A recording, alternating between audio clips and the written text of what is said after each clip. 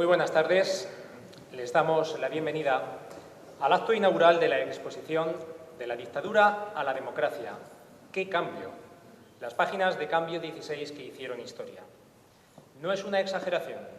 De todas las revistas del final del franquismo calificadas como combativas, la más decisiva para la historia de España fue sin duda Cambio 16. Así lo manifiesta en el libro de la asignatura de revistas que estudié en la carrera de periodismo la profesora Margarita Garbisu, doctora por la Universidad de Deusto y actualmente profesora en la Universidad Complutense.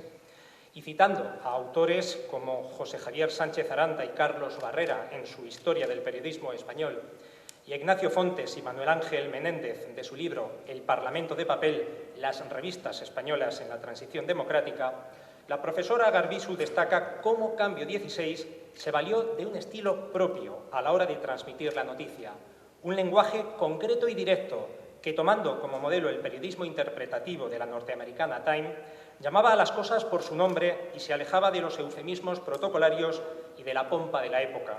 Fue su gran éxito, junto a titulares incisivos y una edición y un diseño muy cuidados. Cambio 16 abordaba de frente todos los hechos con rigor e ingenio: los nacionalismos, las huelgas y conflictos laborales, el descontento de una población cada día más antifranquista. Y en 1975, coincidiendo con el final de los días del dictador, justo ahora hace 50 años, Cambio 16 se convirtió en incuestionable número uno con más de 300.000 ejemplares en los kioscos. El rigor, la crítica y el éxito le costaron caros: secuestros de ediciones enteras, multas, ceses y hasta censuras internas para lograr salir a la calle. El último presidente franquista, Arias Navarro, quiso cerrarla en 1976 con la excusa de la caricatura del rey Juan Carlos bailando a lo Fred Astaire, con la que Cambio 16 ilustraba el viaje del monarca a Estados Unidos. En su empeño no le pudieron parar ni la opinión pública ni el propio rey. Fue el secretario de Estado norteamericano, Henry Kissinger, presionado por The Washington Post, quien le frenó las intenciones. Revistas como Cambio 16 alumbraron el camino de nuestro país a la democracia y despertaron una mayor preocupación por la calidad en prensa, con crónicas, columnas o críticas de alto valor literario. Hoy el Gran Teatro de Manzanares se complace de presentarles hasta finales de este mes, en unas fechas especialmente significativas, la exposición De la dictadura a la democracia, ¿qué cambio?, las páginas de Cambio 16 que hicieron historia. Un recorrido desde el nacimiento del semanario en noviembre de 1971 hasta el día de las primeras elecciones libres en junio de 1977, a través de una selección de portadas emblemáticas, artículos clave, ilustraciones y documentos que permiten revivir el espíritu crítico, plural y audaz que caracterizó a la publicación en el periodo de la transición. Testigo de ese trabajo en primera línea, como redactor jefe esos años de la revista, de la que luego fue subdirector y director, además de corresponsal en Washington y en México, es el periodista Román Orozco, comisario de esta exposición sobre aquella aventura en defensa de la libertad que nos robó el franquismo. Es también el autor de los textos explicativos del magnífico libro catálogo de la muestra, que pueden adquirir también en la librería La Pecera. Con ustedes, Román Orozco.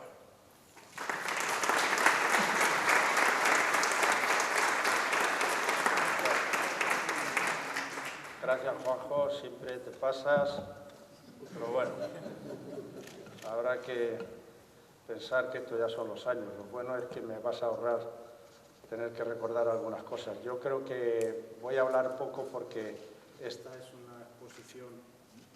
¿Esto se ha ido? No. Yo soy bajito, pero no tanto, ¿no? Hola. Y, como decía, me ha ahorrado mucho comentario que yo podría hacer sobre qué es lo que hemos hecho y por qué estamos aquí hoy. Pero sí quería empezar con algo que viví hace unos días, concretamente el 31 de octubre, cuando estaba en casa y después de la fiesta del Halloween, que la chavalería había alborotado lo suyo en la calle.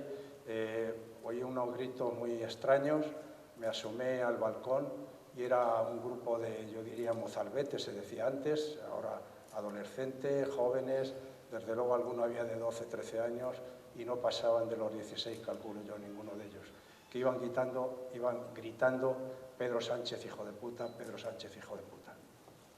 Muchos jóvenes hoy están siendo inoculados con el veneno del odio por el facherío que vuelve, vuelve y vuelve.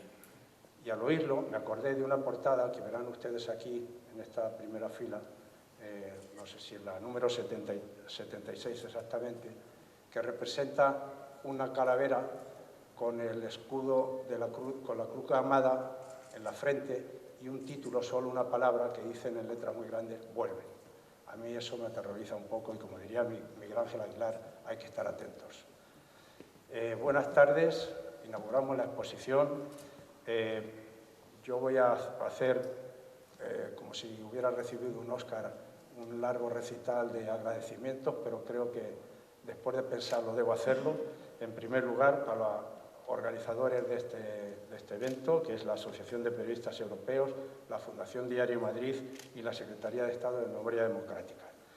Y a nuestro patrocinador, al Ayuntamiento de Manzanares, personalizado en la figura de su alcalde, Julián Nieva, que desde que se les puso el planteamiento de esta exposición aceptó inmediatamente, y también a su concejal de Cultura, Jesús Romero, que, bueno, creo que nos ha ayudado muchísimo y ha sido muy fácil desarrollar esta exposición con él. También a Manuel Alises, que ha sufrido lo suyo para montar todos estos paneles, en total son 15, que multiplicado por 12, en fin, nos costó un poco de trabajo el otro día, gracias a él y a la gente del Gran Teatro que nos ayudó. Y a la Escuela de Ciudadanía, representada por su presidente Juanjo Díaz Pinés, que nos cambia el apellido. Bueno, a mi hija le cambio siempre el apellido y llevo con ella 58 años, ¿no? Este mes hace 58 años, lo siento. Y a mis amigos de Copygraphic, que a partir de ahora voy a pedir que la Escuela de Ciudadanía firme eso que se decía antes de impresión y diseño Copygraphic, porque la verdad es que el cartelón que ven ahí, la invitación que se hizo del díptico, lo hizo Vicente y su hermano Cristóbal, allí los dos echándome una mano, pues porque no quedaba más remedio y lo hicieron con muy buena voluntad. Y por último, a mi gran amigo Miguel Ángel Aguilar, compañero de tantas fatigas, presidente de la Fundación Diario Madrid, aparte de otros muchos representaciones, que es la segunda vez que viene al pueblo. La primera fue cuando vino como profesor de la Escuela de Ciudadanía en el primer año, junto a Almudena Grande, García Montero, Miguel Ríos, en fin, los viejos roqueros, que vuelven, por cierto. Esto se me acaba de ocurrir ahora. Aquí está con nuevo libro y fue el que hace 3 años ya me encargó que buceara en la historia de Cambio 16 para contar sus años de éxito, que son los primeros 5 años y poco más. Juan de Oñate, que no está aquí hoy, pero que ha sido el coordinador de este acontecimiento, que para mí es importante reunir la memoria de Cambio 16 en estos paneles. Y, por último, a Pilar, Olegario y Aurora, que son viejos y veteranos compañeros de Cambio 16 y que han venido de Madrid una vez más para estar junto a nosotros. Y, por último, Enrique Ortega, que es el autor de este famoso Rey bailando sobre el skyline de Nueva York, y también de este cuadro que tuvo el acierto de regalarme y que conservo en mi casa desde hace tiempo y que ha servido para ilustrar mucho esto.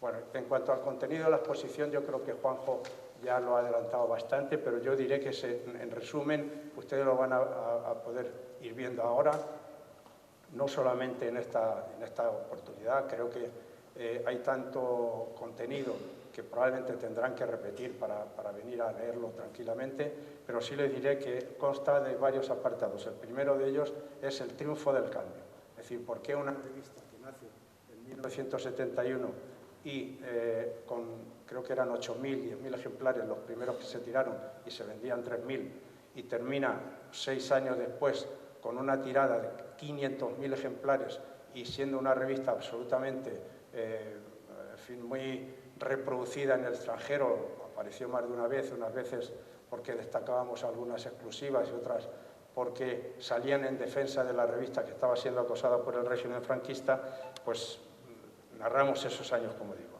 Y hay 2 hitos importantes que lo verán ahí, que es durante la enfermedad del dictador, en 1974, cuando la revista, que había empezado con 20.000 ejemplares, termina con 142.000. Es un salto espectacular que se debe en buena parte a un gran reportero que fue José Oneto y que narra de manera magistral, ya lo leerán ustedes ahí, cómo fue aquellos años de la primera enfermedad y posteriormente de la muerte de Franco. Del estilo no les hablo porque ya lo ha dicho Juanjo, es decir, fue un estilo novedoso, no tenía nada que ver con lo que se leía en la prensa de la época, que según un compañero de aquella época, Antonio Caballero, decía que nuestro estilo era llano, claro y burlón, que contrastaba con la seriedad pontifical de las publicaciones de entonces.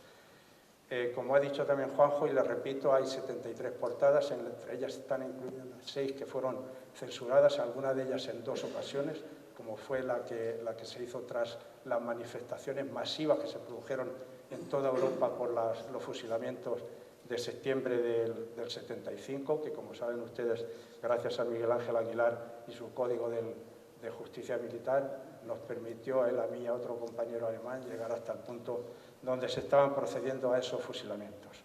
En tercer lugar, ese éxito tenía una consecuencia, y era, también lo ha dicho Juanjo, por lo tanto no voy a incidir mucho en ello, era el acoso permanente, continuo y diario de la prensa del movimiento, que estaba absolutamente en contra de que hubieran medios que intentaban conseguir la libertad para este país. Sufrimos ese acoso, sufrimos un cierre de 3 semanas, lo ha dicho creo también Juanjo,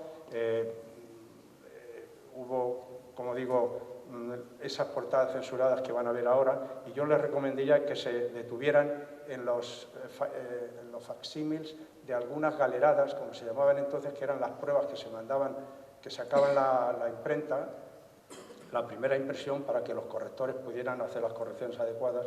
Muchas de esas galeradas, para anticipar y ganar tiempo, se enviaban a la censura. Algunas están censuradas, una de ellas una magnífica columna de Carmen Rico Godoy, a quien todos ustedes conocen, dedicada era una carta a FF, que era Francisco Franco, en los días anteriores a su muerte. Podrán ver el reproducido ahí, cómo hay un no en rojo puesto en el ángulo superior derecho, porque la censura lo echó para atrás y la primera vez que se expone, porque ese documento estaba guardado por un gran amigo y colega de entonces, que era Ignacio Fontes.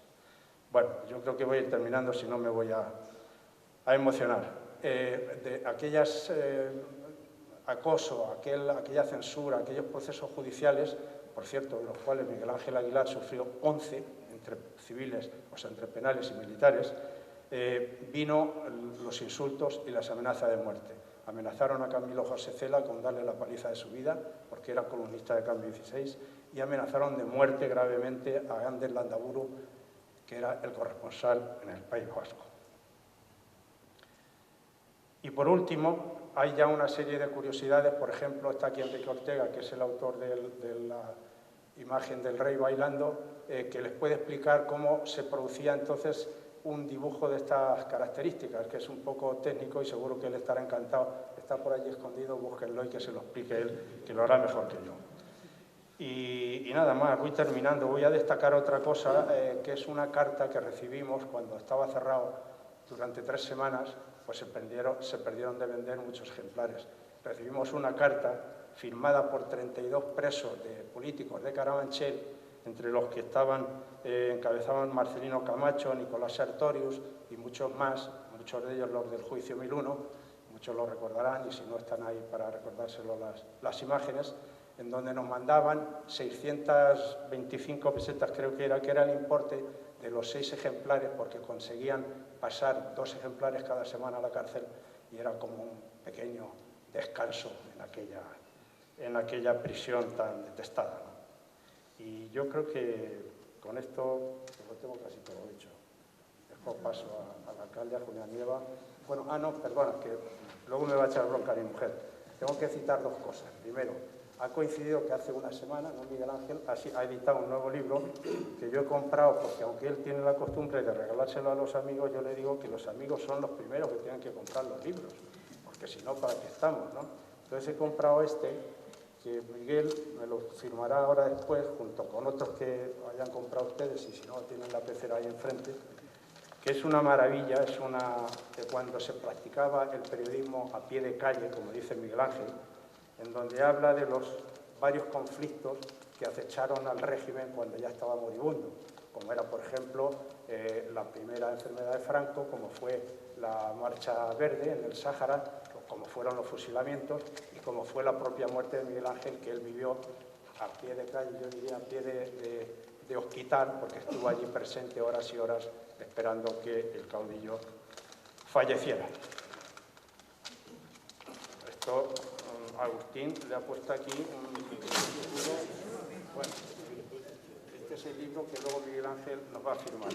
Yo quisiera aprovechar también para decir que esta es una exposición, o me gustaría que fuera, que sirve para que se aprenda un poco de la historia que yo creo que está un poco olvidada, y sobre todo está muy olvidada entre esos chavales que van gritando por ahí. Eso que han escuchado ustedes al comienzo. Muchas gracias.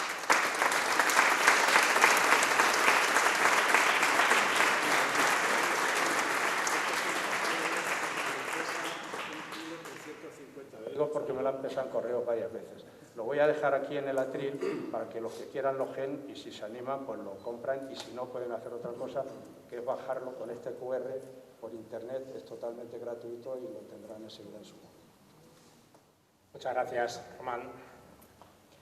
La importante década de la historia de España que compendia la exposición es también la historia de un éxito que Cambio 16 alcanzó desde el compromiso indeleble con la libertad, el único del que los periodistas nunca pueden desertar.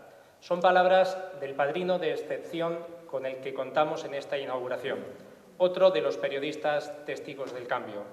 Les hablo de Miguel Ángel Aguilar, licenciado en Ciencias Físicas y graduado en la Escuela Oficial de Periodismo. Dio sus primeros pasos como periodista en el diario Madrid en 1966. Ha sido corresponsal de Cambio 16, enviado especial en el Sáhara, fundador de la revista Posible, director de Diario 16 y de El Sol, director de información de la agencia EFE, director y presentador de informativos Telecinco. Como columnista ha trabajado en El País, Tiempo o La Vanguardia, entre otros muchos medios. En 1981 fundó la sección española de la Asociación de Periodistas Europeos, de la que es secretario general. Es autor de Las últimas cortes del franquismo, 1976, El golpe, anatomía y claves del asalto al Congreso, 1981, o En silla de pista, en 2018. Y además, como ya ha anticipado Román, llega con un libro recién publicado, No había costumbre, crónica de la muerte de Franco, un testimonio preciso e irónico sobre este momento decisivo de la historia reciente de España, del que ahora se cumplen 50 años y que vivió y protagonizó en primera persona nuestro invitado. Es un honor recibir de nuevo en Manzanares, donde estuvo en 2009 como tercer ponente del primer curso de la Escuela de Ciudadanía, a Miguel Ángel Aguilar.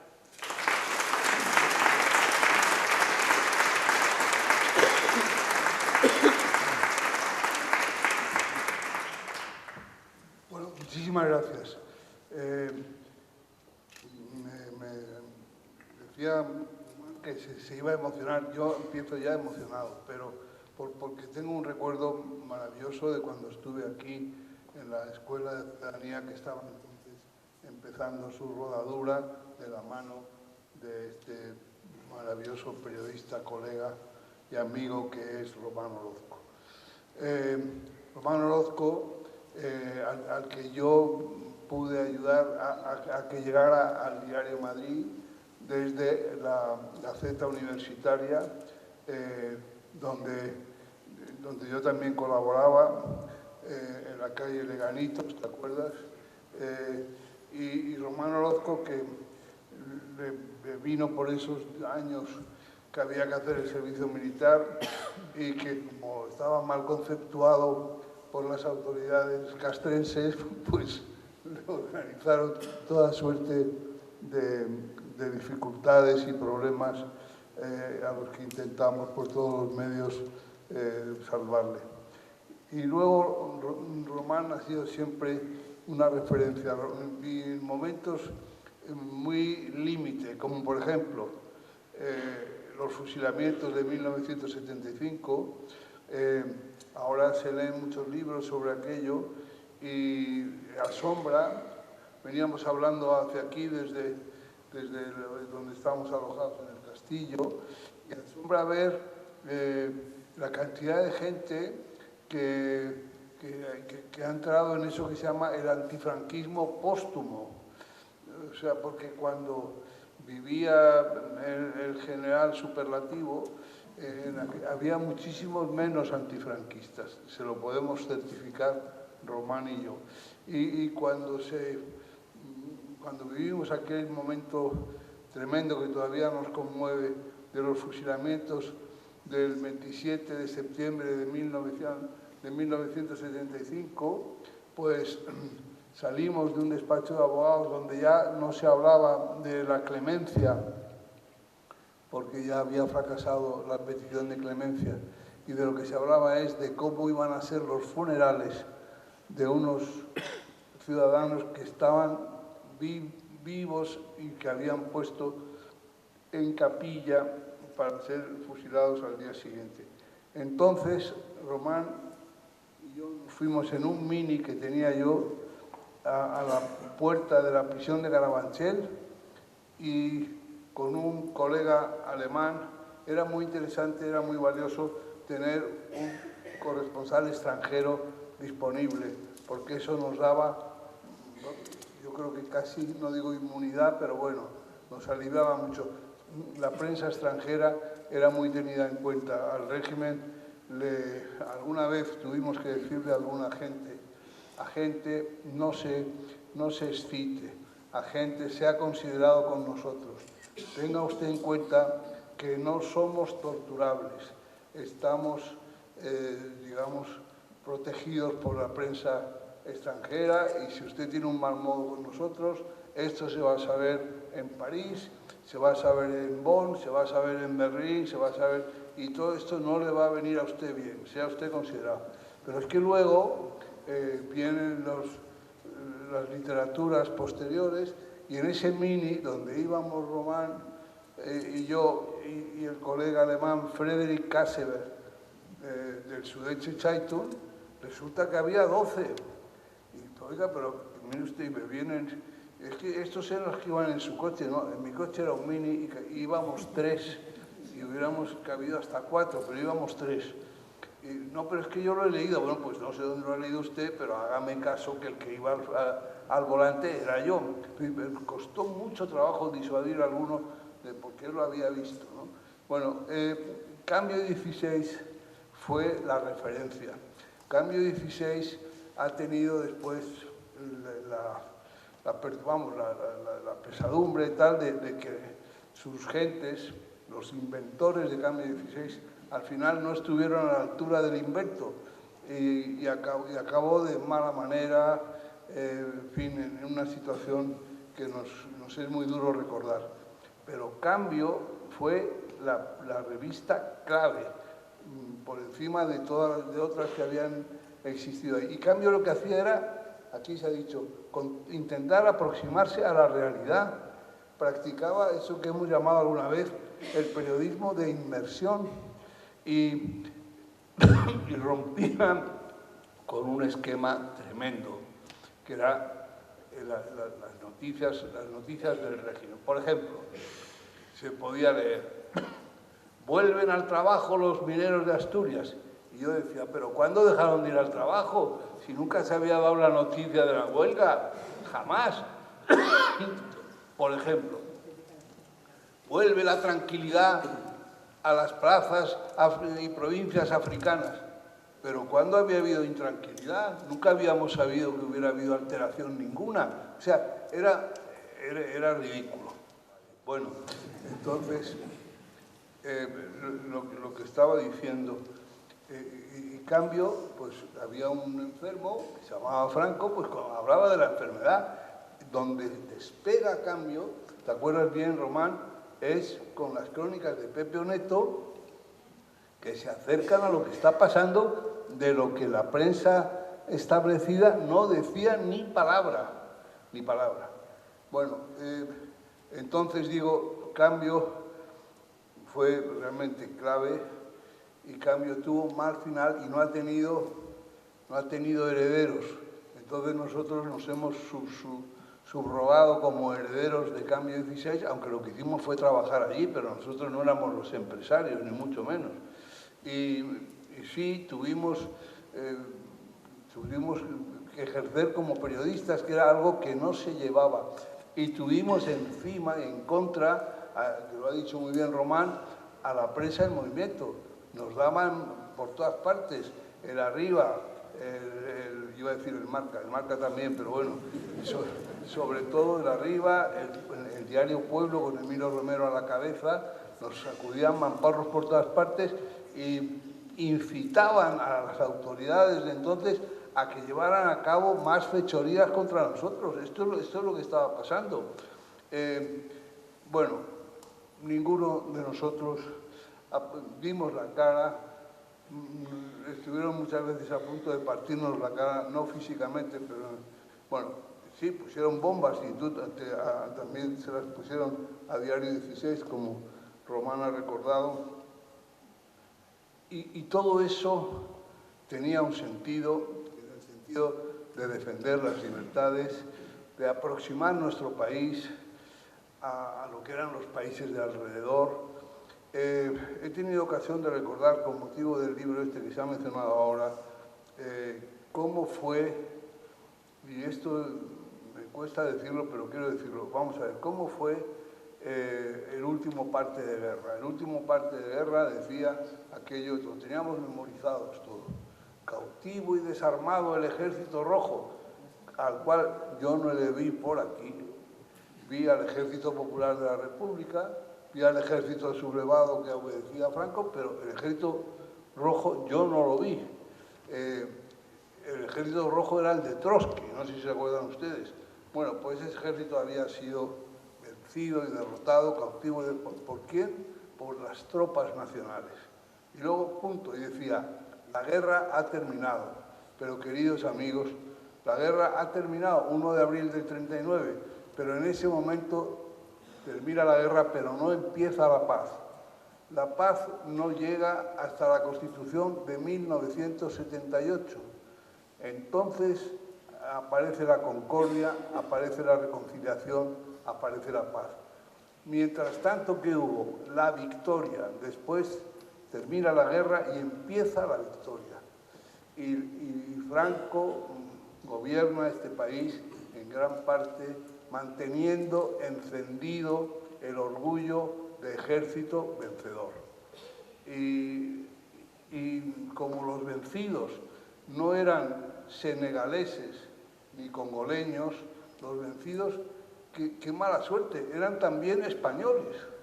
O sea, unos españoles habían vencido y otros habían sido derrotados. Los derrotados también eran españoles.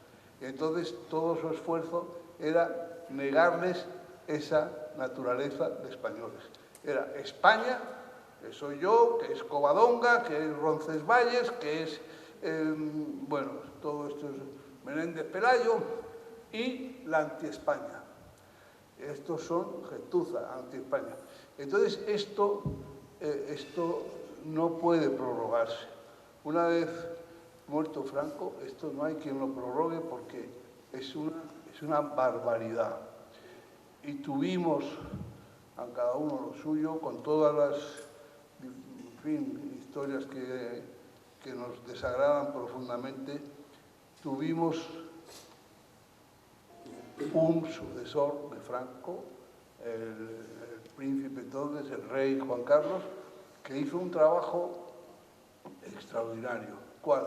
Conseguir el cambio de lealtades de las Fuerzas Armadas del franquismo a la democracia. Porque cuando Franco, estoy terminando, Pili, veo a mi novia que me está diciendo que estoy muy largo.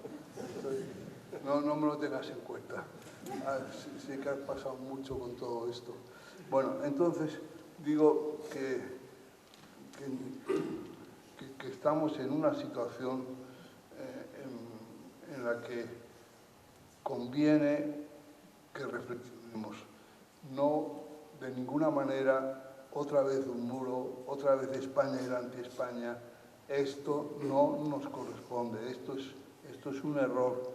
Tenemos que ser hermanos, tenemos que sentirnos así. E intentar otra vez hacer otros muros es empezar a prepararnos para el caínismo y para otras cosas peores. Es absolutamente fundamental que sepamos cómo fueron las cosas y que no haya ni el más mínimo atisbo intencional de repetirlas. En parte salimos de la dictadura porque estábamos también escarmentados de la guerra. En las casas no se habló nunca de la guerra. La guerra era lo último, el horror, de ninguna manera, nunca más la guerra civil, una guerra entre hermanos. Y eso, a lo mejor me estoy pasando, pero eso quiero decirlo. Tenéis que ser todos colaboradores. Nunca más nada que nos acerque a ese precipicio, jamás. Bueno, entonces, muchísimas gracias de verdad. Van a ustedes a disfrutar de esta exposición, van a disfrutar del catálogo que es maravilloso y están ustedes teniendo el privilegio de tener aquí como vecino a Román. Muchas gracias.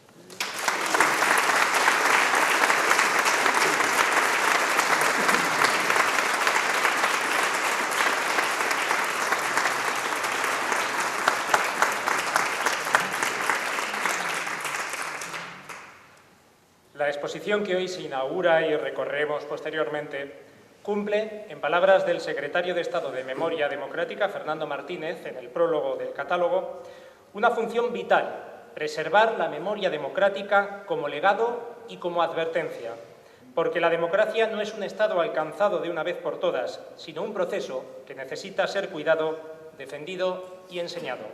De ahí la importancia del compromiso de las administraciones públicas con este tipo de iniciativas. Tiene la palabra, en representación del Gobierno de Castilla-La Mancha, Javier Vicario Morales, viceconsejero de Relaciones Institucionales de la Junta de Comunidades de Castilla-La Mancha.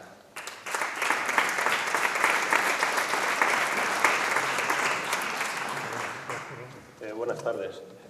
Alcalde, querido amigo Julián, representante de la Asociación de Periodistas Europeos, Fundación Diario Madrid, amigo Miguel Ángel Aguilar, amigo Román Orozco, vecinas y vecinos. Es un honor para mí participar en la inauguración de esta exposición que nos invita a mirar con emoción y orgullo uno de los periodos más decisivos, como decía Miguel Ángel Aguilar, de nuestra historia reciente, el tránsito de la dictadura a la democracia. Cambio 16 se convirtió en un símbolo de libertad y en un referente del periodismo valiente y comprometido que acompañó, reflejó e impulsó la transformación democrática en España. En tiempos de censura e incertidumbre, sus páginas fueron un espacio de apertura, de pensamiento plural y de defensa del derecho a la información. Nació, como todos ustedes saben, en 1971. A través de sus portadas, creo que más de 290, comentábamos antes con Román, artículos e ilustraciones de Cambio 16, contribuyó a despertar una conciencia democrática en la sociedad española y a fortalecer los cimientos de las libertades que hoy disfrutamos. Esta muestra, que podrán ver a continuación, es también un acto de reconocimiento y gratitud hacia una generación de periodistas que os atrevisteis, Miguel Ángel, Román, a contar la verdad que en ese momento era muy arriesgado. Demostrasteis que la palabra puede ser el motor del cambio y la mejor herramienta contra el miedo y la censura. Desde el Gobierno de Castilla-La Mancha queremos sumarnos al homenaje por quienes dedicasteis vuestra vida a informar con rigor y con coraje, ya que no solo narrasteis la historia, también ayudasteis a construirla y fuisteis parte esencial de un país que supo avanzar hacia la libertad, la justicia y la convivencia. El periodismo acompañó la transformación de España y la prensa se convirtió en un instrumento de progreso colectivo donde también debemos recordar algo fundamental, que es como decía hace unos minutos Miguel Ángel Aguilar: la democracia no se hereda, se defiende cada día y que sin libertad de prensa, sin memoria y sin compromiso con la verdad, ningún proyecto democrático puede sostenerse. Voy terminando. En un tiempo en que la información se multiplica y las certezas parecen diluirse, recordar vuestro ejemplo y de aquellos periodistas de la transición nos inspiran a seguir apostando por una comunicación responsable, honesta y comprometida con los ciudadanos. Ese es el espíritu que queremos reivindicar desde el Gobierno de Castilla-La Mancha. de una sociedad que cree en la cultura, en la memoria democrática y, sobre todo, en la fuerza de la palabra libre. Agradezco sinceramente a todas las instituciones, especialmente a la Asociación de Periodistas Europeos, a Román Orozco, al Ayuntamiento de Manzanares, siempre a la vanguardia. Tengan ustedes en cuenta que este es el segundo sitio donde se pone esta exposición. El primer sitio fue en Madrid. Y además quiero recordar que hace unos días estuvimos también en este auditorio, lleno hasta la bandera, estrenando una película que a nivel nacional se va a presentar el día 19 en Madrid. Es decir, el Ayuntamiento de Manzanares siempre a la vanguardia. Por eso quiero agradecer sinceramente a todas las instituciones y personas que habéis hecho posible esta exposición, porque cada portada y en cada fotografía late una historia de coraje colectivo, una lección de libertad y un recorrido de todo lo que fuimos capaces de construir juntos. Igualmente, quiero terminar agradeciendo a quienes desde los medios de comunicación aquí presentes continúan ejerciendo el periodismo con integridad y con vocación de servicio público. Muchas gracias.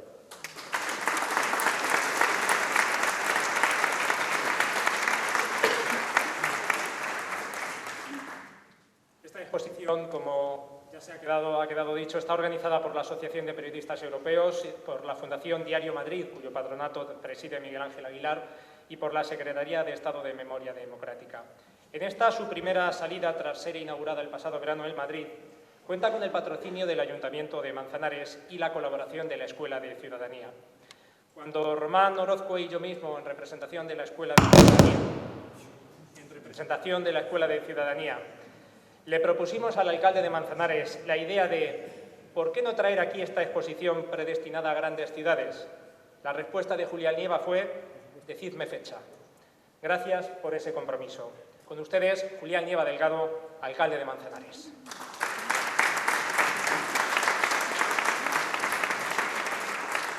Muchísimas gracias y para mí es un verdadero honor dirigirme a todos ustedes en este momento. He pactado con el viceconsejero del Gobierno regional y vamos a ser breves porque lo verdaderamente importante es lo que nos habían trasladado Román Orozco y Miguel Ángel Aguilar. Pero también sería poco respetuoso con ustedes, con vosotros, si no les dirijo unas palabras desde lo más profundo de mi convicción democrática. Y de ahí la consecuencia de muchas cosas que se están haciendo. Es verdad lo que ha dicho Jorge. Cuando Román Orozco y él mismo vinieron a plantearme que tan solo después de que estuviera expuesta esta exposición en Madrid, antes de ir a capitales de provincia o a grandes ciudades, le dije, pongamos fecha. Pero también añadí, Manzanares es una de las grandes ciudades. Y lo demostramos en muchas cosas. Y no solo de economía vive el hombre. Almudena Grandes, que fue la primera profesora de la Escuela de Ciudadanos, allá por el año 2008, Manzanares es mucho más democrático desde el año 2008, sin duda ninguna. En aquel momento Román Orozco y el entonces alcalde, al que saludo, Miguel Ángel Pozas, con todo afecto y cariño, porque fueron los artífices de algo que cualquier capital de provincia hubiera o hubiese deseado tener. La Escuela de Ciudadanía, hoy, Escuela de Ciudadanos entonces, ya conmemoramos el 10º aniversario. Román, con una apuesta para reconocer la importancia que tenía, e incluso el 15º también, porque más de 100 personalidades del mundo de la literatura, del mundo de la política, casi nunca políticos en activo, y cuando han venido políticos en activo venían todos en la representación política, pero normalmente no, del mundo de la judicatura, del mundo del periodismo. Premios nacionales de literatura han venido a Manzanares, Premio Cervantes, Premio Príncipe de Asturias, Premios nacionales de poesía, de periodismo, de historia. Ese privilegio lo ha tenido esta ciudad desde el año 2008. Y tampoco conviene olvidar que hubo quien se lo quiso cargar. Hasta que hicieron un intento, no lo consiguieron. ¿Por qué? Pues porque hay cosas que están muy por encima de las pretensiones de algunos políticos que no ven más allá de sus ojos. Y, como digo, Manzanares es mucho más democrático desde el 2008 con la Escuela de Ciudadanos y la Escuela de Ciudadanía de lo que era antes. Y Manzanares hoy también es más democrático con esta exposición de lo que lo era ayer. Porque lo que ha dicho Román es importantísimo. Esta misma semana veíamos cómo en Madrid 700 jóvenes, me da igual las cifras, jóvenes porque por edad eran jóvenes, encapuchados, gritando «Viva Franco! ¡Heil Hitler!». Si a Pedro Sánchez le insultan es algo absolutamente detestable porque es el presidente de España. Para los que le votamos o para los que no, para los que coincidan con sus posiciones, para los que no. Pero esto es mucho más importante que todo eso. Aquí tenemos un serio problema, lo decía Almudena Grandes. Tenemos una crisis. Almudena Grandes luego también, para orgullo de Manzanares, le dimos el premio Igualdad en el año 2020, en plena pandemia, y vino a recogerlo. Ese mismo año también se lo concedimos a Román Orozco. Digo, para orgullo de todos los manzanareños. Y Almudena Grandes decía entonces, del 2008 a 2025, hace 17 años, que teníamos una seria crisis. Una seria crisis. Y decía, pero más allá de lo económico o de lo social, tenemos una crisis peligrosa de valores, y acababa diciendo que incluso necesitábamos líderes que pudieran reconducir lo que ella ya en aquel momento atisbaba como un problema grave. Y yo creo que ahí es donde estamos ahora mismo ubicados, que tenemos un serio problema y no queda más remedio que reflexionar sobre ello y que también hacer pedagogía con las generaciones futuras. Aquí las cosas no se hacen ni muchísimo menos por revanchismo. Lo que sí es verdad que no se puede perder las referencias históricas de lo que hemos sido y de lo que ha pasado. Un genocida, reconocido por todo el mundo, por las Naciones Unidas, por el propio Parlamento español, es un genocida. Y otros pueblos también los han tenido. Lo que no puede pasar un genocida en cuestión de 10 años a ser algo que haya que idolatrar, adorar o pedir que vuelva alguien semejante. Y yo creo que ahí es donde está la responsabilidad de la clase política y del periodismo, que yo creo que en este momento unos y otros tenemos un serio problema. Tenemos un serio problema. El periodismo declarativo. A cualquier idiotez que diga una indigente intelectual de la M30 para adentro, cubre más espacio en los medios de comunicación que cualquier reflexión política que haga seriamente alguien desde otro medio de comunicación. Eso hay que hacérnoslo ver. El periodismo declarativo, ¿qué es lo que está diciendo el titular? El disparate más gordo cubre más espacio. Ahí hay un serio problema. Y lo digo enlazando la clase política con la clase periodística, que son, querámoslo o no, determinantes en un sistema democrático. ¿Cómo no? Así fue en la transición, así fue en esos años que España hizo una demostración, y yo creo que ahora, pues de alguna manera, nos toca a todos reflexionar y remar para reconducir esto. Lo de Vito Quílez, bueno, en palabras de Miguel Ángel Aguilar, es una pobreza democrática, o algo parecido, lo dijo usted. Lo importante no es ni lo que dice ni lo que piensa. O sea, se permite el lujo de ir a reventar en las universidades y la noticia no es lo que va a decir. La noticia es que ha ido a una universidad y allí ha habido un buen pollo, un buen follón, un conflicto, unos contra otros. En Navarra menor que en otro sitio mayor. Ese es el problema. Ni periodista ni nada. Provocador, alborotador. Y detrás de todo también hay una estrategia peligrosa. Y es acabar con el sistema o, cuando menos, reconducir el sistema a los intereses que algunos estratégicamente están diseñando. Y ahí solo vale la unidad absoluta de los demócratas, de los que piensan de una manera como los que piensan de otra. Manzanares, insisto, aspectos económicos, es una ciudad que va como un cañón, de lo cual nos tenemos que sentir orgullosos todos. Hay una parte que tiene mucho que ver con la acción política y el resto es, pues bueno, somos una ciudad donde los empresarios, los emprendedores, los autónomos, los trabajadores, todos juntos. Y tenemos una ciudad que se puede sentir orgullosa de muchísimas cosas. Hacemos 250 propuestas culturales al año, diferentes, la inmensa mayoría gratuitas. Esto es una propuesta cultural, que nadie debe perdérselo. Y esto, que he tenido el privilegio de tenerlo durante un mes, esto es una joya que debe estar ahí porque es absolutamente imprescindible. No es solo las portadas, sino lo que significaron y el gran esfuerzo que hicieron hombres como Miguel Ángel Aguilar o Román Orozco. Manzanares es mejor ciudad desde que Román Orozco la patea por nuestras calles. La patea y la pasea, por la empresa. Y tendrá que tener, no lo duden, todos los reconocimientos que merece, pero no solo en esta ciudad, sino en España entera. Porque dieron todo por la libertad, por la democracia. Voy terminando porque he dicho que iba a ser breve. Cuando somos felices, le damos poco valor a la felicidad. Cuando estamos sanos, le damos poco valor a la salud. Cuando tenemos libertad, casi no pensamos en lo importante que es. Pero el mundo, como decía Almudena Grandes, está convulso, está en un estado de peligro que hay que considerar. Hemos llamado conflicto al exterminio de 60.000 seres humanos en Palestina.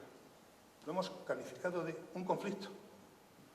Entonces el término genocidio no existe. ¿Y cuántos periodistas han muerto? Interrúmpame. Alcalde, da la impresión de que solo se aprecia aquello de lo que se ha carecido. Nosotros teníamos un gran aprecio por la libertad, porque no la teníamos. Pero hay que evitar que volvamos al charco para volver a apreciar la libertad, que alguien nos la quite. De manera que vamos a luchar todos en la buena dirección, como tú estás diciendo. Pues el final de mi intervención no estaba pactado, pero no puede ser más concluyente. De verdad, muchas gracias a todos. Disfruten de la exposición, hagan que más personas vengan a verla. Es un honor para Manzanares, para todos los manzanareños y manzanareñas, haberla traído aquí y, desde luego, gracias a Román Orozco, que es el más importante en este contexto. Gracias también, Juanjo, por el trabajo que vienes haciendo en la Escuela de Ciudadanos y, como siempre, salud, felicidad y mucha libertad y mucha democracia para todos. Gracias.